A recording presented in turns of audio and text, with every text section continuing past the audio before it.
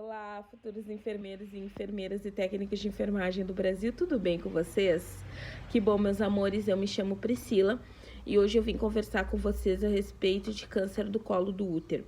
Eu fiz uma enquete no Facebook, pessoal, pelo meu grupo de estudos, que eu falei para vocês que eu tenho no Facebook. Então, eu tive vários assuntos pertinentes, tá? Mas o que mais me chamou a atenção, até pelo fato do meu ser o meu próximo estágio, foi o câncer do colo do útero. Então, nesse próximo estágio, que é o estágio curricular 2, a gente vai realizar muito exame para detecção desse câncer, tá, gente? E para prevenção dele. Então, a gente vai trabalhar forte na saúde da mulher no próximo estágio.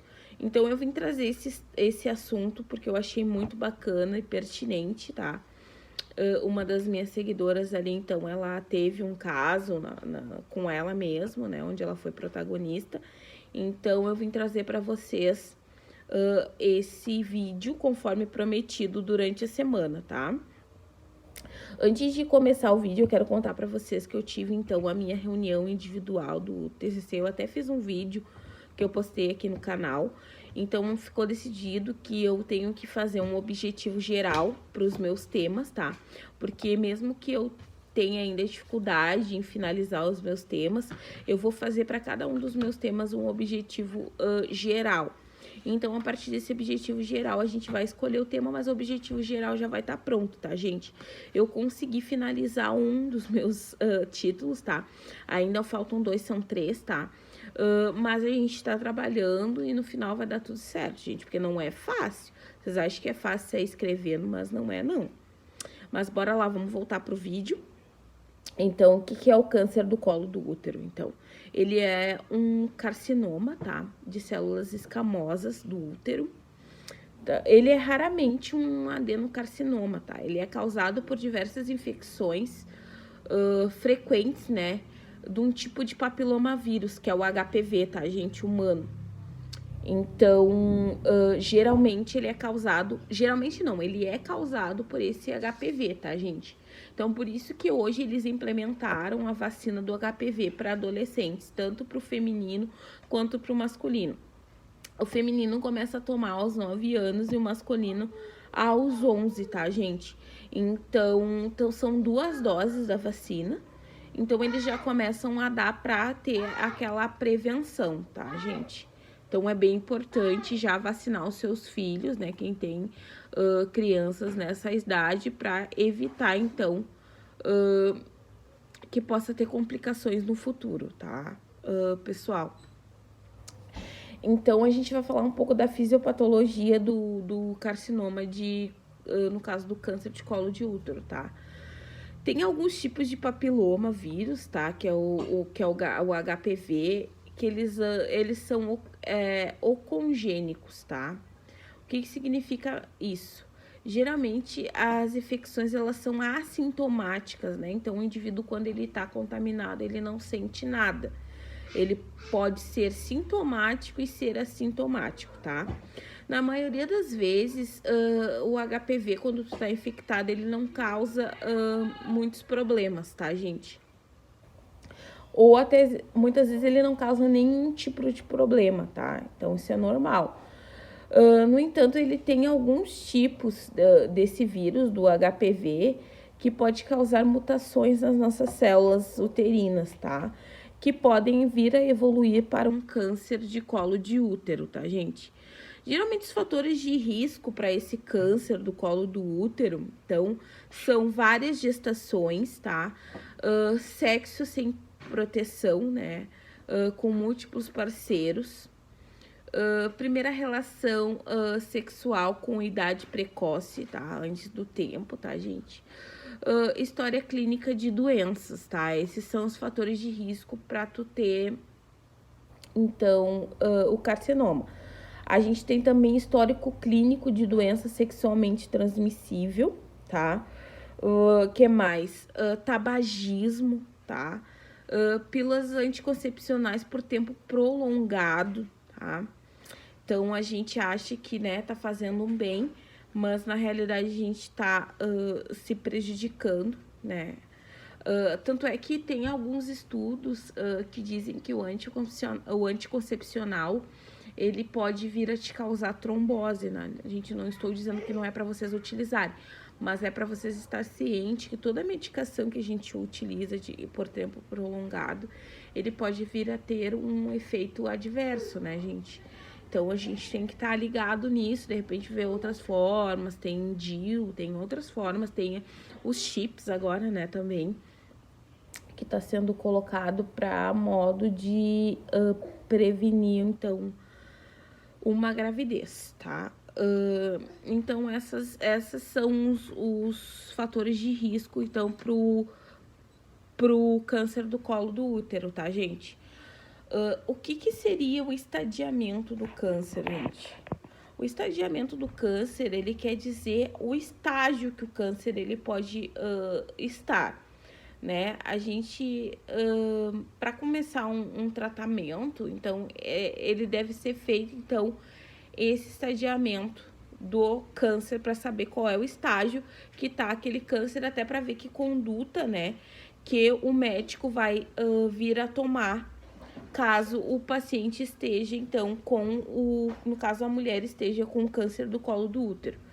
Então, a gente tem vários estadiamentos, tá, gente? A gente tem o estágio 0, que eles dizem que é o carcinoma in situ, né? Que é detectado nas células que revestem o colo do útero, tá, gente? Eles são superficiais e ainda não se disseminaram em outros tecidos, então por isso que é o estágio 0, tá? O estágio 1, então, ele se disseminou pelo colo do útero, porém não se espalhou para outros órgãos, tá? Ele é o estágio 1, então. O estágio, então, 1A é uma pequena quantidade de células, então, malignas, que só podem ser vistas por microscópio, tá, gente? Então, esse é o estágio 1A. Depois a gente tem o estágio IA1, que é, então, a invasão de células cancerígenas, tá? Elas têm mais ou menos em torno de 3 milímetros, tá? De profundidade e até 7 milímetros de largura dentro do nosso colo uterino, tá? Depois do estágio IA1, depois desse estágio IA1, né, que vocês estão vendo, a gente vai ter, então, o estágio IA2. Nesse estágio IA2, a invasão das células cancerígenas, então, elas têm entre 3 milímetros a 5 milímetros de profundidade e até 7 milímetros de largura dentro do nosso colo uterino. Depois a gente tem o estágio IB, que é o tumor, tá? Que ele pode ser visto sem ajuda de microscópio, ou seja, a gente visualizando a olho nu, a gente consegue visualizar, então, esse tumor, tá, gente? Depois a gente tem o estágio IB1, tá? Que ele é visível, porém, ele não tem mais que 4 centímetros, tá, gente? Depois a gente tem o estágio IB2, tá? Que é visível com mais de 4 centímetros, tá, gente? Então, é bem grande. O estágio 2, tá? Então, vocês veem que entre o 1 e até chegar ao estágio 2, a gente tem várias determinações, a gente tem vários subitens, tá, gente? Então, no estágio B2 do câncer do colo do útero, é disseminado, porém, a região, ela é limitada, tá? Ela se limita à região pélvica, tá, gente? Depois a gente tem o estágio 2A, que atinge parte da vagina, tá? Mas não parte do terço inferior da vagina, tá? A parte superior da vagina. Então, a gente tem o estágio 2B, que o câncer atinge o tecido parametrial, tá, gente? Depois a gente tem o estágio 3, que esse estágio 3, o câncer, ele é disseminado para a parte inferior da vagina, tá? Ela pega, então, toda a parede pélvica, tá? Ela pega, então, toda a parede pélvica e pode também se disseminar mais pra frente, tá? O estágio, então, 3A, ele invadiu o terço inferior da vagina, porém não a parede pélvica, tá, gente? O estágio 3B, ele se disseminou para a parede pélvica e pode bloquear a uretra, tá? Então, ou seja, a gente, além de ter o câncer ali, a gente pode ter um bloqueio na nossa uretra, que é por onde a gente passa a urina, tá, gente? Então, aí já é um caso bem sério. Depois a gente tem o caso 4, tá? Que se disseminou para outras partes do corpo, ou seja, a gente já tem metástase, tá? Dos órgãos. No estágio 4A, disseminou para áreas próximas, como reto e bexiga, tá, gente? Então, a gente já tem várias áreas acometidas por esse câncer. Depois do estágio 4B, se disseminou para áreas distantes, como o pulmão. Então, pensa, começou lá no colo do útero e pode terminar lá no nosso pulmão. Então, é bem grave, tá, gente? Então, a gente tem que dar bastante ênfase a realizar o atendimento, fazer o exame de prevenção, tá, desse câncer. É bem importante para que a gente possa prevenir essa doença, que ela acaba sendo uma doença bem grave, tá, gente? Então, qual é os sinais e sintomas de um câncer do colo do útero, gente? Será que tem sinais e sintomas? Geralmente, o início do câncer, ele é assintomático, né? No entanto, em casos avançados, né? Digamos que a pessoa tá assintomática por muito tempo. Em casos avançados, a gente pode ter o quê? Sangramento intermitente, tá? Entre as menstruações. Então, digamos que você menstruou esse mês e durante o mês, para você menstruar só no próximo, você começa a ter sangramentos intermitentes, né? Sangra um pouquinho agora, daqui a 3, 4 dias sangra de novo mais pouquinho, daqui a 10 dias sangra mais. Então, isso tem que ser um sinal de alerta, tá, pessoal? Então, pode acontecer, então, esses sangramentos intermitentes entre as menstruações, tá? E pode acontecer também após o coito, tá? O que seria isso? O coito seria, então, após a relação sexual, tá? A pessoa pode vir a ter, então, um sangramento após a relação sexual, tá? Então, é bem importante ficar de olho nisso. Outra coisa que pode acontecer, então, é corrimento fétido, tá, gente? Então, se você tá com corrimento, é bom você dar uma olhada no seu ginecologista, né? Marcar uma consulta. Nunca é demais a gente ter o cuidado com o nosso próprio corpo, tá? Pode ter também dor pélvica. Isso eu tô falando, gente, já quando já tá num estágio mais avançado, tá? Porque geralmente ele é assintomático. Então, quando a gente começa a sentir sintomas, é porque a coisa já tá mais avançada, tá, gente? Então, a gente pode ter dor lombar e achar que é uma dor na coluna e na realidade não é. A gente pode ter obstrução dos nossos ureteres, por onde passa a nossa urina, tá? A gente pode ter edema em membros inferiores, tá? E a gente pode ter, então, obstrução venosa e linfática, né? Então, a gente pode estar com má circulação até e não saber por quê, né? Achar que há outras coisas que estão levando a gente a ter essa sensação, ter esses sintomas. Então, a gente tem que fazer um exame, a gente tem que marcar um médico, né?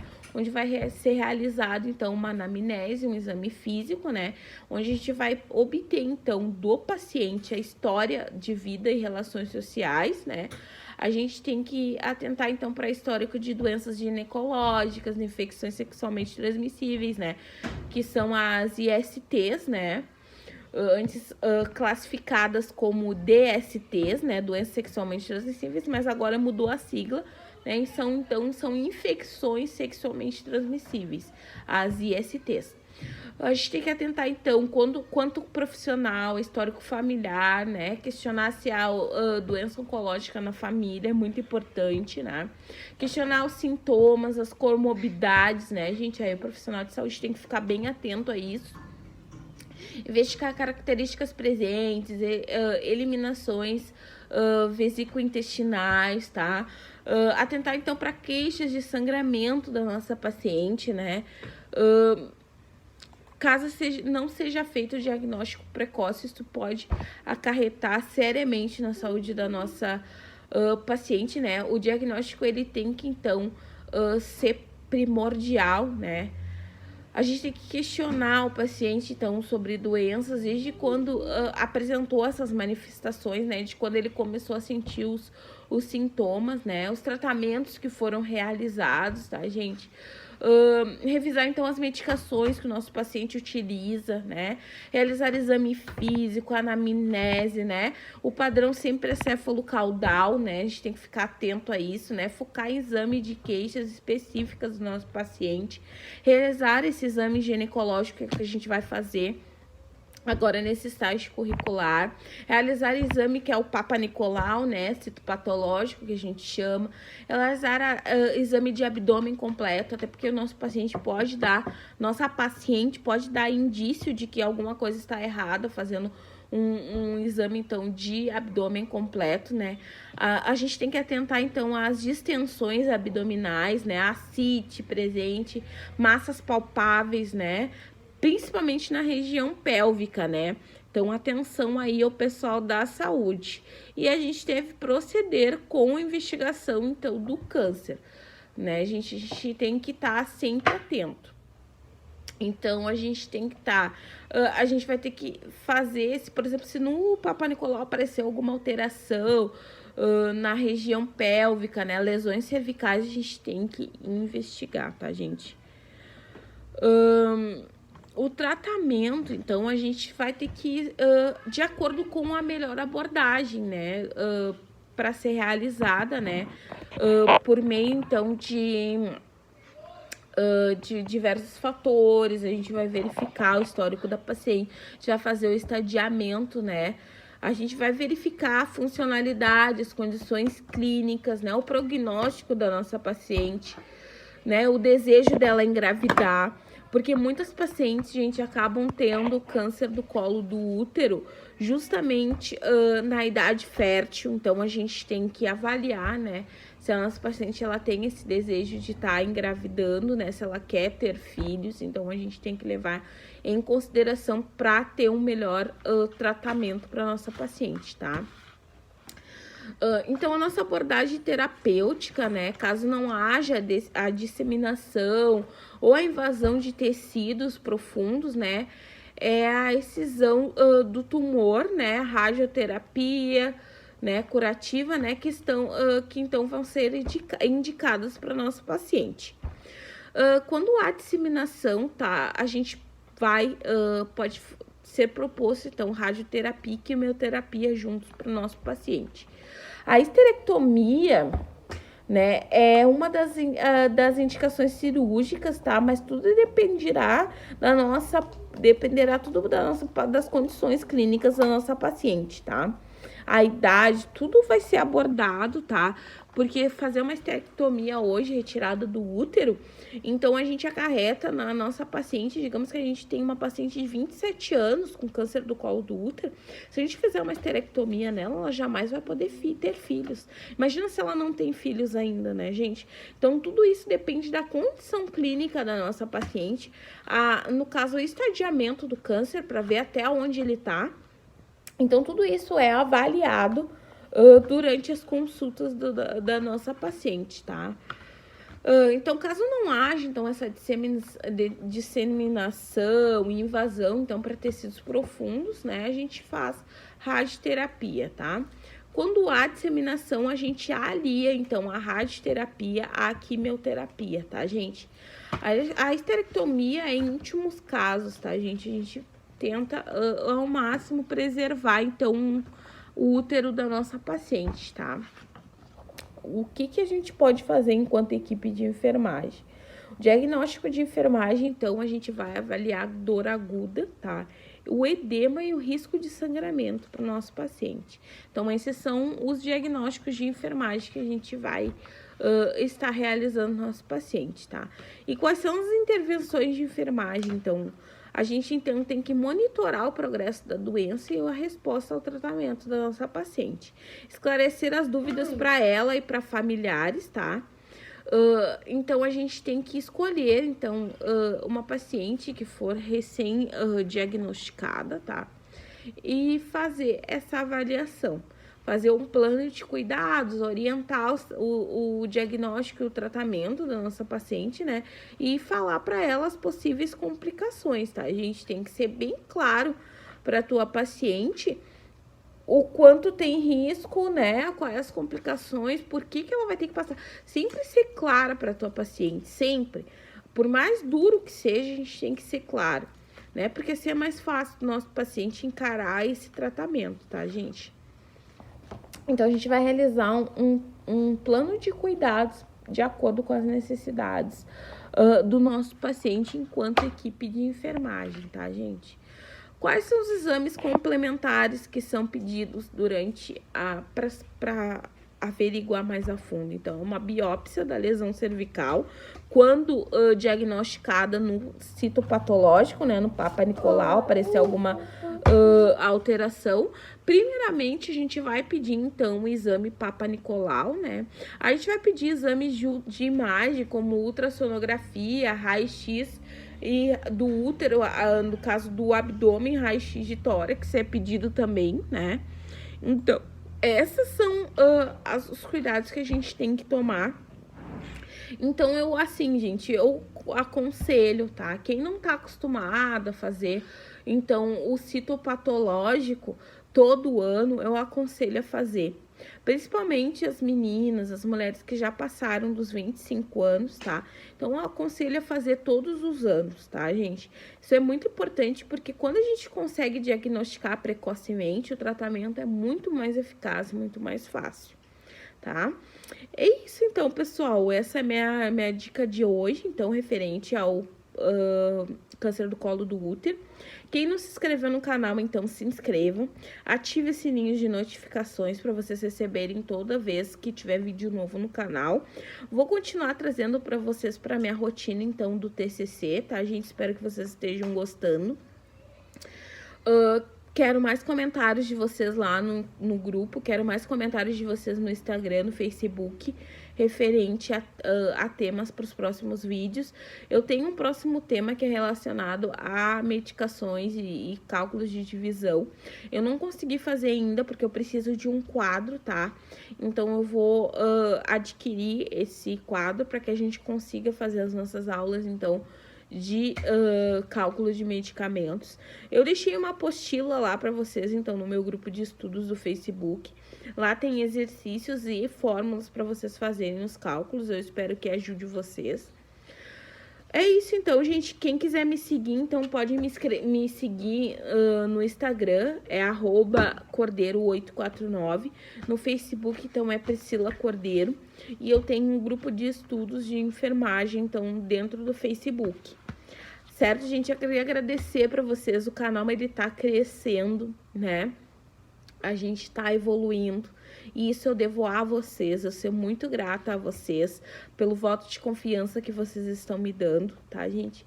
Então, eu quero sempre que vocês me sinalizem se vocês estão gostando ou não, para que eu melhore ou continue mantendo o padrão, tá? É isso aí, agradeço imensamente, então, a companhia de vocês no dia de hoje. Por hoje é isso, gente. Uma boa noite, um beijo no coração de cada um de vocês.